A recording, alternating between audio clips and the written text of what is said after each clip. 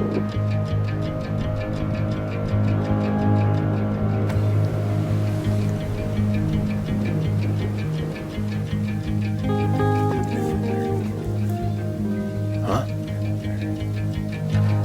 Now I wait to see what the hell we're doing.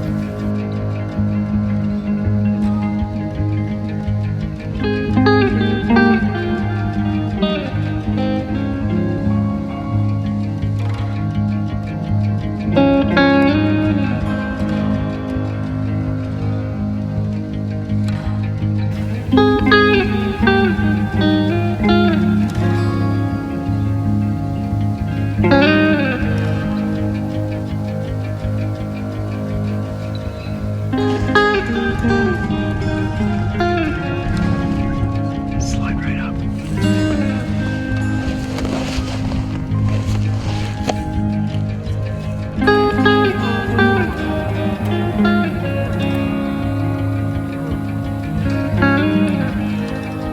It's not the one we called up, is it?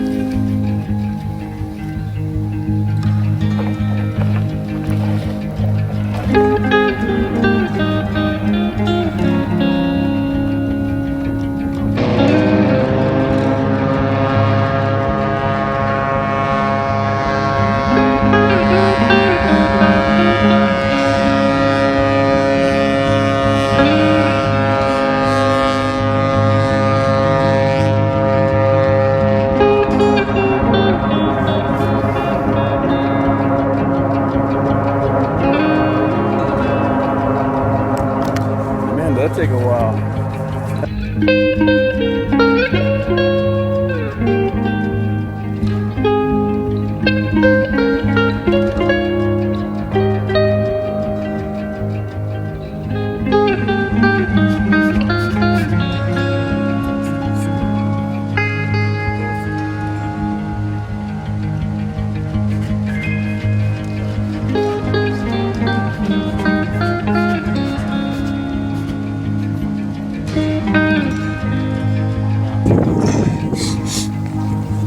And this is how you come down.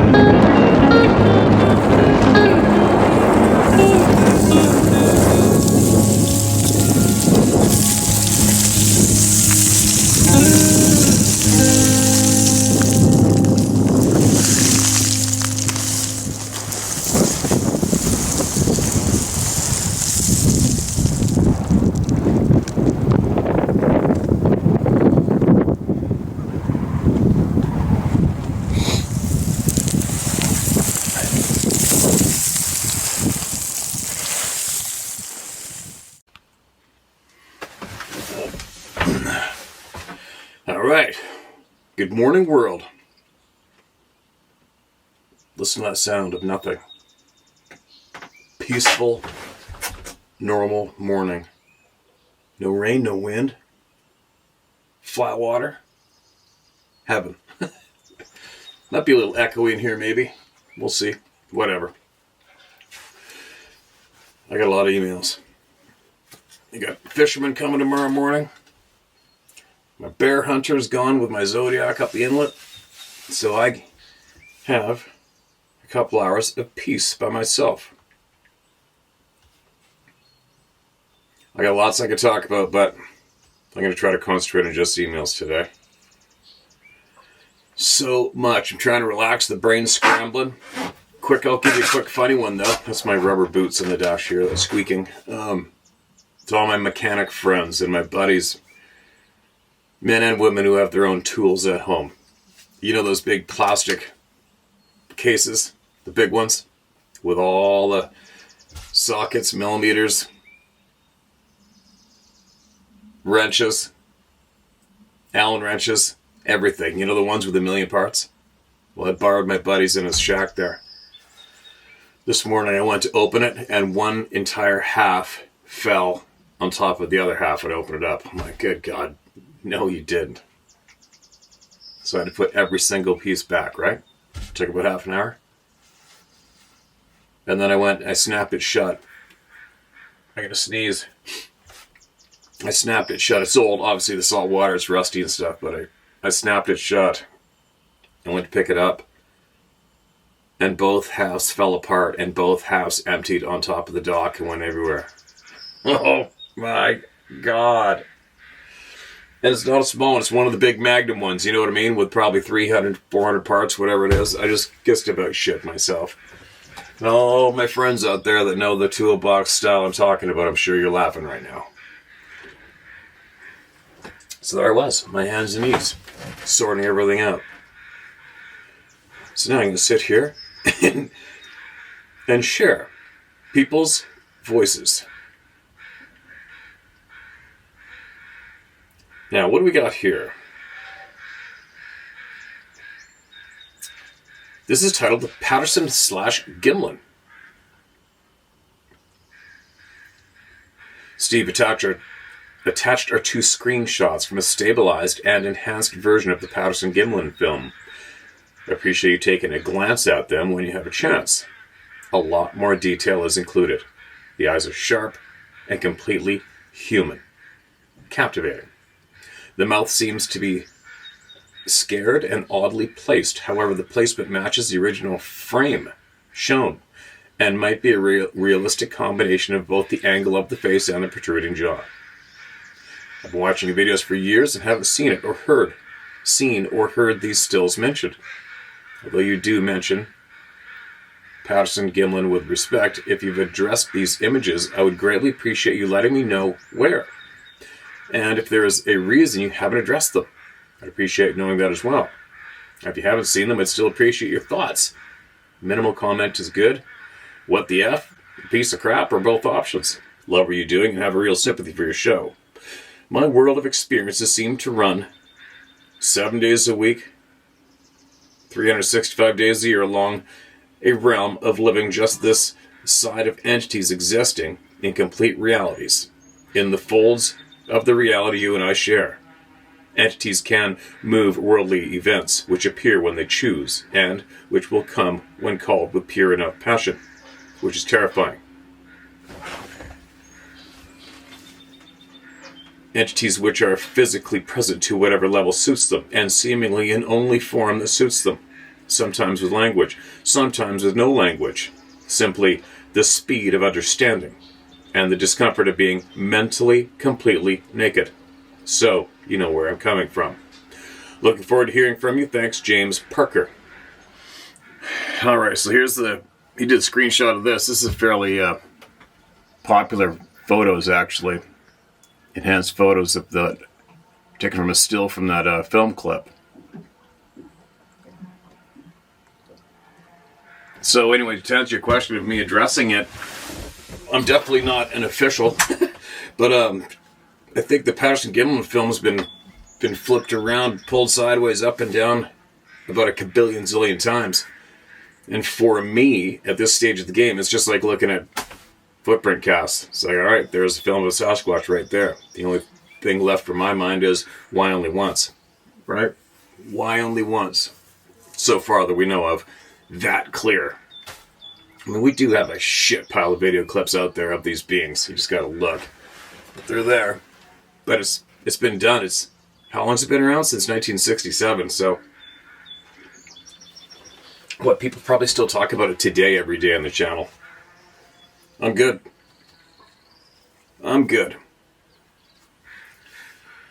Hope that was enough reaction. Hope I'm making sense. I'm not quite awake yet. Now, listen to this. What do we got? Oregon State Crew Stories. Hey Steve, my name is Johnny A. Fritz. You can use my name because I'm a free man and no one can tell me what I know. Right on, man. Welcome to the club. I moved to Oregon about 5 years ago and started working with crews spread around the northwest corner of the state. My first encounter was on how... There's too much background sound. I'm moving downstairs. There we go. Chainsaw's going off. My buddy's got scaffolding banging around up there. I know you probably can't hear it, but it distracts me big time. Let me start this again. Hey Steve, my name is Johnny A. Fritz. You can use my name because I am a free man and no one can tell me what I know. I moved to Oregon about 5 years ago and started working with crews spread around the northwest corner of that state. My first encounter was on Highway 26. There's free water at the top. I pulled up and got my water pre-dawn. For some reason, I thought it would be fun to turn off the truck and shut down the lights to enjoy the sounds of the woods. And not 2 seconds later, a very loud tree break, not 12 to 15 feet away from me and down in the creek. It sounded like a very heavy animal. It sounded like a very heavy animal stepped on a really big branch. My mind reminded me that I'm now part of the food chain, and I decided to leave. I ended up at a meeting with nearly 30 locals and told my story. Most of them laughed, but one or two looked at each other like they knew something. As usual, my second run-in was on top of Highway 20. 230 Amy stopped on top of the Sand Mountain. I think you might have meant, and I'm stopped on top of a sand mountain in an open space about 200 yards across. Same thing. I turned off the engine, stepped out immediately, and got the same impression that I was part of the food chain and I needed to leave. My brain told me there's nothing that can get across this gravel without me hearing it before I get back in this truck. But my sixth sense said, time to go. I believe I've seen one with a triple take driving down the street. You look over and you think you see something. You look a second time and yep, that was that. Then you take a look the third time and it's still there. There was a greenish brown sabe. It was very typical in size and look and facial, as you would imagine. Just the color threw me off. I have a crew member in Florence, Oregon, who was out camping and noticed a track heading toward his truck, paralleling the trail he was on. These tracks turned out to be twice his stance. Another worker on the mountain commenting how he had pebbles thrown at him while flagging traffic miles from any homes. His comment was, "Deer don't throw rocks." End email. There you go. Keep talking to those people that you know that are in these professions around you, and you'll learn a pile. Well, I guess they're all coming here and sharing anyways. You can learn it here. There you go. What's this one? This is a book. Holy. Okay, I'm going in. Going in. Excuse me. Steve, my name is Terry Baker. Sorry, Steve, my name is Terry Baker. And you can scream it from the mountaintops because I know the truth and could care less about the naysayers living in the dark. Now, here are some of my experiences. I did not realize I had my first encounter with a Bigfoot at the age of 12 until listening to all the stories on here. We were in Sparta, Georgia, hunting, and about to call it a night for the evening.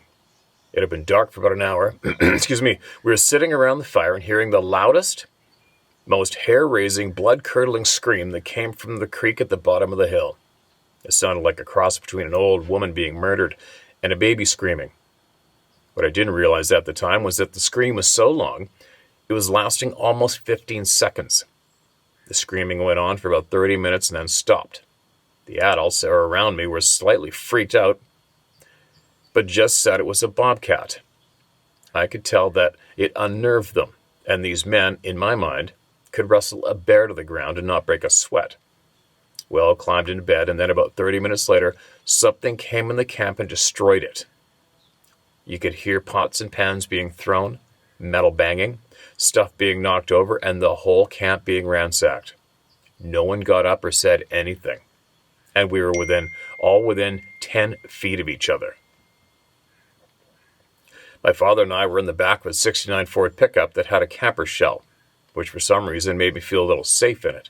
And after all, it was just a bobcat like they said. The next morning we got up just before daylight, and the camp was all organized and neat. So my father asked the other 2 hunters if they had cleaned up the camp. They both replied, "I thought you had." There was nothing messed up, missing or out of place. They both looked at each other with an expression of bewilderment they'll never forget. And that was the last day we hunted. We left that afternoon a day earlier, and then a day earlier than we expected to leave. I wish my father was alive now so I could talk to him about it and see what his honest opinion is now. Isn't that crazy? We've heard that so many times. So many times. What a weird thing. It's like a parallel world going on. A veil gets thin, and a different scenario in the same physical place you're in goes down, but it didn't go down where you were at the time. Whatever. I'm babbling. You know what I mean? Creepy. Prior to this experience, I was about 11 years old, hunting in the woods near our house. I've been hunting there for years, and had never been afraid in the woods, even when coon hunting by myself at night. For some reason, when I got near the swamp that day, it felt different. I heard someone or something call my name several times. I thought I must be hearing things. I knew I just didn't hear my name. I focused on it, and it didn't seem to be coming from anywhere, but just in my head. Then I heard, "Leave now." And I got an overwhelming sense of uneasiness that rushed out my body like a blast from a heater. Why should I be afraid? After all, I had a 12-gauge shotgun, which in my 11-year-old mind could take down bears, mountain lions, and probably a bull elephant. I decided to turn around and hunt my way back to the entrance. After about 10 seconds, I heard the words, "Run, run, now, leave this place." Then overwhelming fear came over, and I ran out of the woods faster than I ever had. I didn't look back and knew that something was telling me to leave for my own good. I heard my name being called the whole time I was running. It was like whatever was calling my name wanted me to go further into the swamp, but something else was warning me. When I got about a mile further out of the woods, and it all went away. And I don't know if there was something trying to get me to leave because they didn't want me there, or someone telling me to leave to protect me. It did feel like my name was trying to lure me in, and the warning to leave was from someone or something else. And all I know is it's one of those memories that's embedded in my brain for the rest of my life. Between the military and law enforcement, I've seen some things that are forever etched in my mind, and this is right up there with them. No doubt. I just had to close that door a bit. Excuse me. Another time I was in North Carolina, out in the middle of nowhere. The nearest house to us was about 10 miles down the road. I was changing the oil in a vehicle and heard some ultralights flying over. Being that I lived at the top of the mountain, it was very unusual. I scooted out from under the truck and took a look. My 10-year-old daughter was with me and saw the ultra lights also. She noticed 3 bright silver metallic objects right above them that were following them. It was almost as if they knew I had seen them and stopped moving. The ultralights continued on and went out of our view. The one silver object that was closest to the ultralights shot off at a speed 10 times faster than an F-14. I was stationed on a carrier in the Navy. Then the second one moved across the horizon 15 or 20 degrees and then came back to the original position. Then immediately it shot off at twice the speed of the first one. Then a second or two later, the third one shot off so fast you could barely see it move. My daughter said the last one disappeared. She couldn't follow it. But I did see it moving as it took off. Now, for Lee County, Kentucky stories as promised. I heard the same story as the gentleman had previously told, but it was a dogman/werewolf that had killed the individual, not a sabe. I've seen both here, so I don't know. I will ask around to see if I can clarify which one. My dogman sighting was quick but clear. I was headed back to my camper that I was staying in while I was building a cabin. I live on 40 acres just inside the Daniel Boone National Forest. I was about 50 yards from the driveway when a huge wolf, ran across the road in front of me. And when I say huge, I mean the head was just clearing the right side of the road and the tail was still above the left side ditch line. Holy shit. It was so long, it seemed almost slender. And that was my holy shit. It wasn't written in here. If the head wasn't as big as a horse's head and was tall as one of my cows, it looked just like a werewolf you would see in a horror movie. It only lasted about 3 seconds, and being former military law enforcement and private investigator, I pay attention to detail when needed too. I immediately jumped out of my car with my Glock and ran to the edge of the road. It was nowhere to be seen.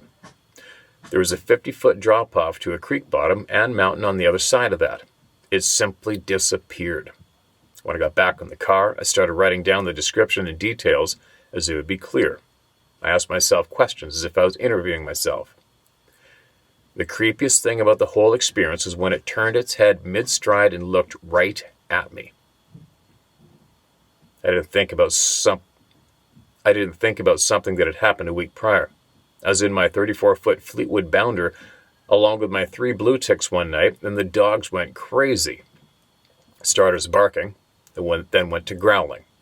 I heard a limb crack and fall onto the ground just in front of the RV. I figured it was a coon or a big cat of some kind. The dogs were uneasy for a long time after that, and there was no storm or wind. It was actually dead quiet that evening. The next morning, when I went out to look, the branch was 6 inches across where it snapped off. I could barely wrap both hands around it and touch my fingers together. When I looked up, it was about 15 feet high where it had broken off, and it was fresh. Hard break off a beechnut tree. The limb overhang was right where, if you wanted to, you could look into the front of the 10-foot windshield of the RV. There are several other times since I moved here that I've had encounters. Nothing spectacular, but a lot of them. And they'll let me throw this screenshot of a UFO that stayed in the sky for about 30 minutes. It looks just like the ones on Skinwalker Ranch and the one in Las Vegas, along with several others. It looks like it has a hole in the middle of it. I did look at the Sky Chart app I had, and nothing was supposed to be there. The big guy I seen was just off the road in Sturgeon Creek, 4 miles from my cabin in Beattyville, Kentucky. At first, it's either Beattyville or Bettyville, Kentucky. At first, I thought I was looking at a bison. Why? Because it told me I was looking at one. Yes, I heard that in my head. I argued with myself back and forth a few times between it is a bison and there are no bison here. I finally figured out after a few times he was in my head trying to convince me of that. I finally said, back, no, you're not a bison. I know what you are. It was about 5 foot tall and about 4+ feet wide and almost rectangular. No head or tail. Then I realized it was squatting in the creek with its head looking down, hence not seeing a head and the flat, broad shoulders. He then lifted and turned his head to look directly at me. His face looked human, more human than Harry and the Henderson human. No little hair on the face. If he had not looked up, I still would have been wondering what it was for sure. I kept my eyes on him for about 10 minutes total before I drove off the side of the road to stop. It had been on my left side when I first saw it. Now stopped, he would have been directly 90 degrees to my left side, about 15 yards. Holy, that's close. He had vanished in the 1 second. I didn't have eye contact, and there was nowhere for it to run or hide. It just disappeared. The hair was an orangish brown, kind of like a dark orangutan color. And side note, the annoying Bigfoot with idiots, effing Bigfoot series, episode Bigfoot and Moonshine season. I'm not going to promote that frickin' show. Sorry. We get it. The TV show was filmed here on my property. It is where the famous Kentucky Eyeshine video was taken. They were investigating. Sorry, was taken when they were investigating. See drone clip from show and my Google Properties screenshot. That is the only episode I watched from the series and lost 10 years of brain cells just from that evening. Lost 10 years of brain cells from that evening. Man, I'm getting a lot of texts right now. Sorry, you guys. I have always believed 99% in Bigfoot growing up. But there was always that 1% in the back of the mind saying it's just folklore. But not any longer. No longer any doubt. If I hadn't experienced all this myself and heard the stories, I would still have a little doubt. I have lots of other experiences. Some to do with apparitions, and pure evil witnessed by me and my childhood friend. But that will be for another discussion. Once again, thank you for being you and doing what you do. And you know what, man? I so appreciate you coming forward with your honest experiences and knowledge. And I'll just do a close-up of what you've seen in the sky. Okay? I think focusing on this yet? Come on. That's zoomed in of what he saw in the sky. Remember he said it looked like it had a hole in the middle? What else do we got? Another screenshot of that. Screenshot of where? I don't think we need to show that. What was that last shot? Sorry, guys.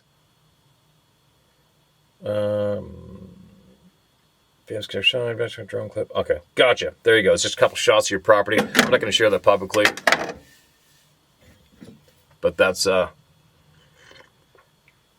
lot of knowledge you've got, a lot of experiences you got. Remember a while back I mentioned that I had a funny feeling that once you get your eyeballs on them, if you don't blink your eye, there's nothing they can do about it. Maybe. Well, no, I shouldn't say that. They vanish right in front of people. What is up with that? What's up with a lot? The more I learn, the more, I shouldn't say angry, I'm just frustrated. I'm so frustrated at trying to figure out truth. Aren't you? Isn't everybody by now? You gotta be frustrated. If you're not, I don't know how you can't be frustrated right now trying to figure out truth. Our truth of what we should be able to do, our truth about obviously being absolutely brainwashed and coerced into thinking we need to live the way we are, which is bullshit for the majority of us. This isn't the way it's supposed to be. There is no freaking way. This is the way it's supposed to be for so many of us. I'm going to get to the bottom of all this shit. I'm getting there. I am so getting there. I'm going to get there. I'm going to keep speaking truth no matter frickin' what. We're going to get to the bottom of this shit and turn it around for the better. Hopefully, if we can't turn this lifetime into a great big party now, we're going to for the next generation. Make sure they've got that fair crack at living an absolute happy, healthy, awesome, frickin' wild, crazy, fun life, you know? Not being controlled and thinking you have to work for 65 years and give some criminals half your money. The only animal that needs to pay to be alive on the face of the planet. Sorry, what do we got here? One more. Contradictions in Logic. It's the title of this email. Hi, Steve. I've written a few notes and do not expect a reply, but hope you read this.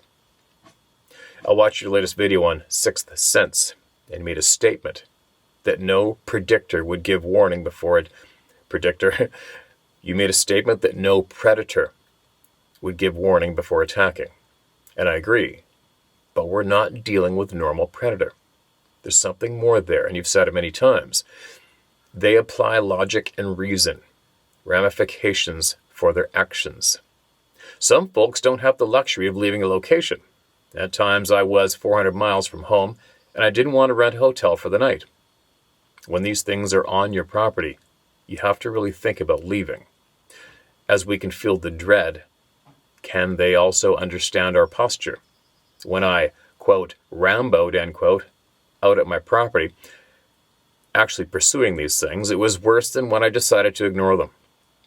I'm not sure if they left or got a new troop leader or what, but the dynamics changed. I did get a hand scoop out of my fire pit, and they did not evoke any type of dread. My wife and I burned brush in the rain for a while, and then it was time to go in. Sixth sense, not dread, but awareness. The next morning, there was a hand scrape through the ash. I haven't got a clue why. It was just knowing to go into the camp instead of the dread. Another thing that was important to understand is that spiritual condition is important. I don't care if you believe in that or not, but that was advice given to me by Ron Moorhead.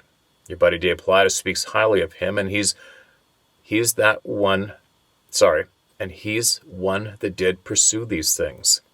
He got stopped dead in his tracks and couldn't move further. Ron's got some stones, in my opinion. His Nephilim delusion theory is interesting. I had a sit-down with a friend of his, Dr. Igor Burtsev, and he was working on some stuff a few years back that was bizarre. But I don't discount it. I'm getting into the woo. It's just a name, and that's fine with me. I don't research, but I believe these things interact with me when I first purchased the camp in 2013. This is 2016. It's been dead, which is good. I'm not a good one for pursuing these things, but I had to stake my claim and stand my ground. As I mentioned, some folks can't leave. They can, but it would suck to abandon a camp. Hang in there, keep up the good work, watch your logic. You want to maintain consistency and not compare these to normal predators. They are sentient. Hang in there and keep putting out the good work. Don't hate me for pointing out the logic flaw. We're on the same team. When they're digging into you and trying to persecute you for your behavior, make sure your logic is consistent and tight. Best wishes, John. Right on, John. Appreciate that email, man. I don't hate anybody for anything pointing at shit on here, I'll tell you what. Never happen. As everybody knows, the only thing that upsets me is people that do not treat people equally or with respect. And when it comes to truth, the one main thing that really gets me going is when I come across people or individuals who have intentionally convinced the people that they found their safe place to share the truth, and it wasn't the safe place. That's what makes me growl and refer to these animals as douchebags. That's what makes me angry, for sure. When you mislead the people, right? That's why I'm here. That's why I'm still doing this. But for me to get upset with people with different views than me, not going to happen. The intentional liars, they get my attention, and I'm all over them. Can't help it. It's the way I'm built. Anyway, I believe Ron Moorhead knows a lot. He spent a lot of time digging, and I believe him to be a truthful man to listen to. That's what I think about that.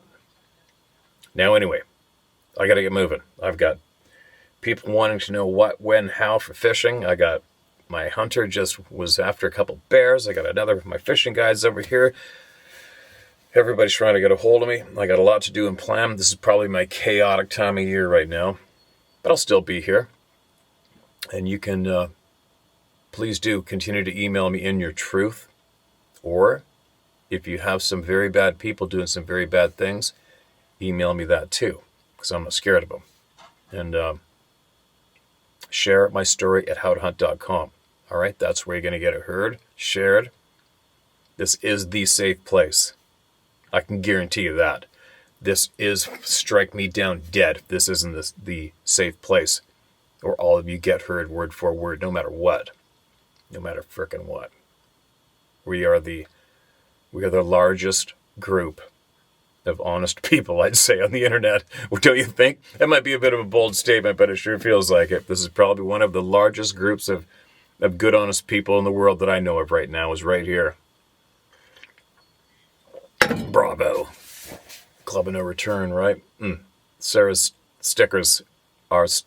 She still has stickers left in her store, Club of No Return stickers, and she said that she had those other ones that everybody loved that she had earlier, she said she has a small handful of those back in there too. For anybody who wants one, there you go. Oh, and I believe the people coming fishing with me tomorrow are from here. So that should be some interesting conversation, possibly, right? Okay, enough babbling. Got my second coffee almost down. I gotta go and get shit going on in the great outdoors. I'll be back.